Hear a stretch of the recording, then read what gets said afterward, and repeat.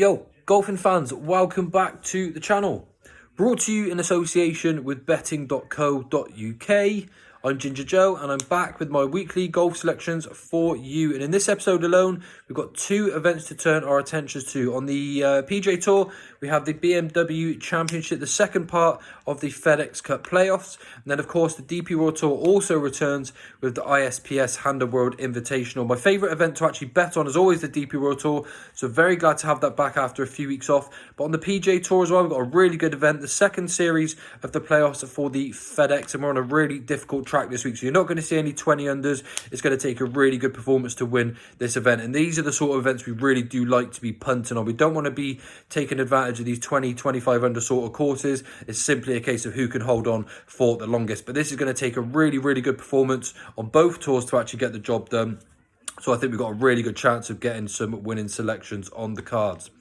If you're new to my channel, please do hit that subscribe button. It helps me out a great deal. By doing so, you will also be notified when my selections come live here on YouTube. And a little bit of a background on myself. I'm an ex-tour professional, so I've got some playing experience, and I'm now trying to put that to good use by finding you the players that I think are best suited to the tracks that we take a look at every single week on tour. It's gone pretty well for my first season of putting up my selections, and since January, if you backed all of my selections to level stakes, you would actually be over 800 points in the profit. So really glad with how that's gone. We've had some really good results. We had 7 consecutive wins. We had a 393 to 1 cross tour double. We had all 4 of the top 4 places in the Canadian Open, and hopefully now this week with the cross tour doubles back in action, that we can get on to another nice profitable week once again. Now, I've left this video a little bit later in the week, but if you do want my early access selections to when they come out every single Monday, you can join Ginger Joe Extra. All you need to do is click the link in the description below and you will be notified of what to do to come into the group chat.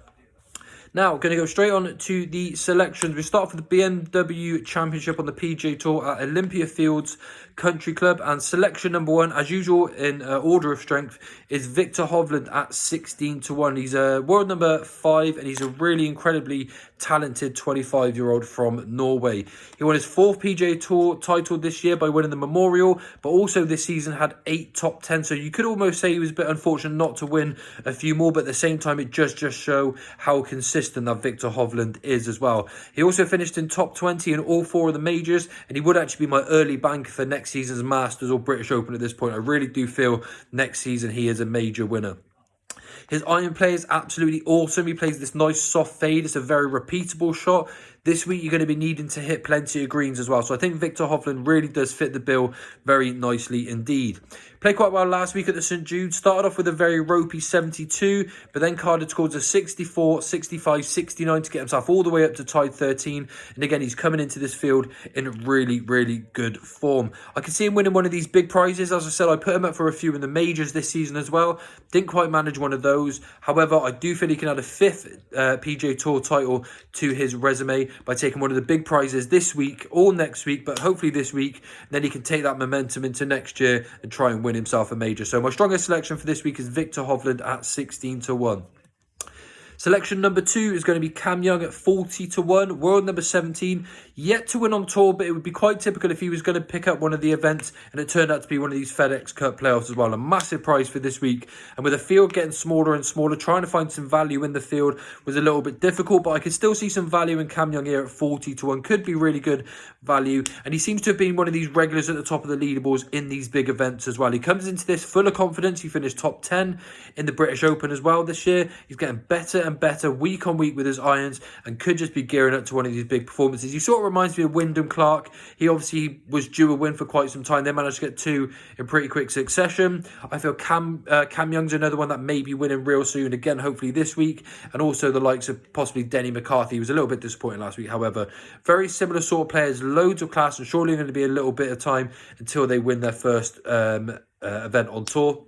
And hopefully Cam Young this week at 40 to 1 gives us a real good money of getting his first tour victory.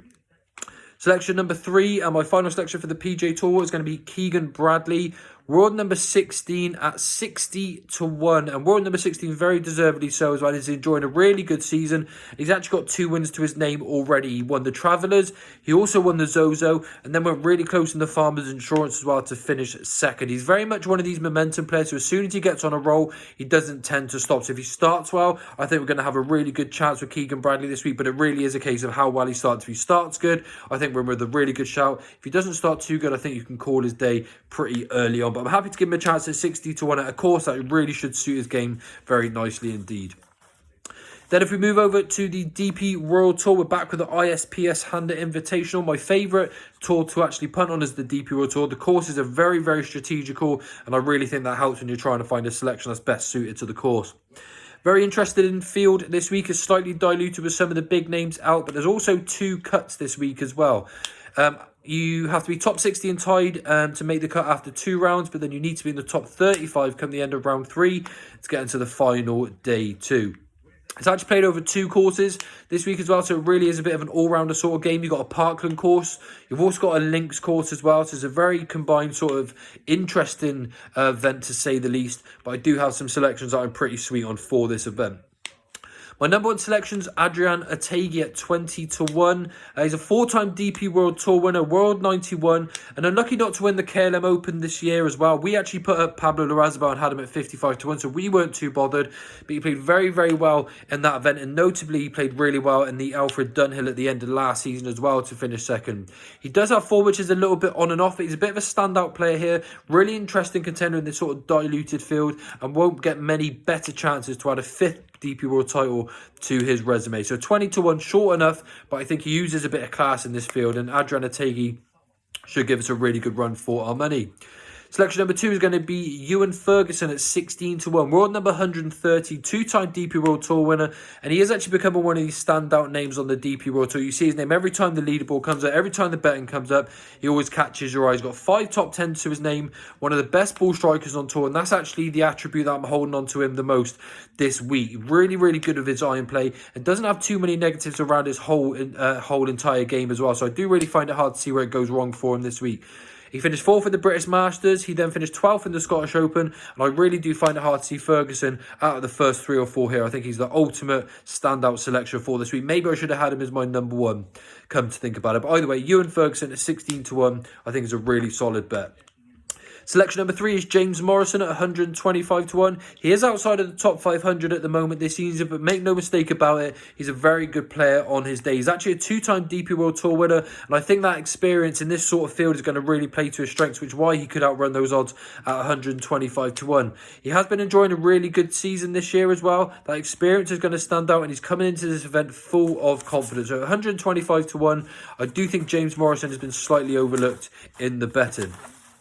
Now, I usually only like 4 selections in the event. However, I do have 5, so I've got 2 more for you, but I couldn't have one without the other. Now, the next player you may not have ever heard of before, but I've been watching him very closely indeed, and he's a seriously exciting talent, and that is Rasmus Nergård Peterson.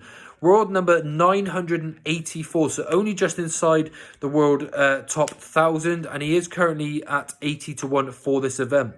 Now, this is only going to be his 4th start on the PGA Tour, but he could have turned pro a few years ago, but he stayed in the collegiate events to get his qualifications, and who can blame him? It's a very, very smart thing to do. It's not easy to continue and maintain a career on tour, but he's done the right thing first. Really impressive, very mature head for his age as well, and I think he's going to do very, very well on tour as well.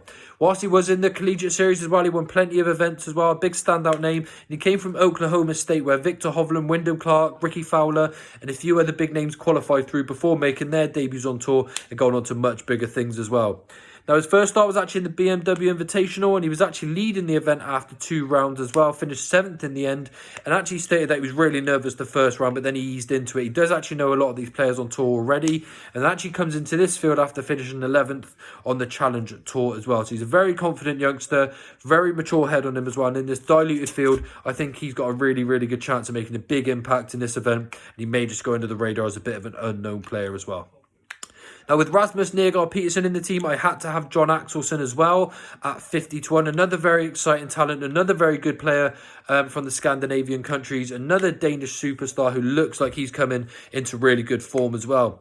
Now, he's had a really good season on this in this year as well. He's had some really good events, some really decent finishes, and he seems to warm to the task as the season has gone on as well. So he could actually be building up to a really good win again. Now, he's 50-1. I was really close to leaving him out, but with Rasmus Nergaard getting into the team, I had to get John Axelsen in there as well. Two really good young Danish players, and both could really take advantage of this sort of diluted field for this week as well.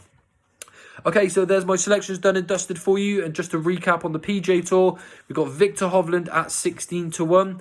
We then have Cam Young at 40-1. Keegan Bradley at 60-1. Then on the DP World Tour, we've got Adriana Taghi at 20-1. Ewan Ferguson at 16-1. James Morrison at 125-1.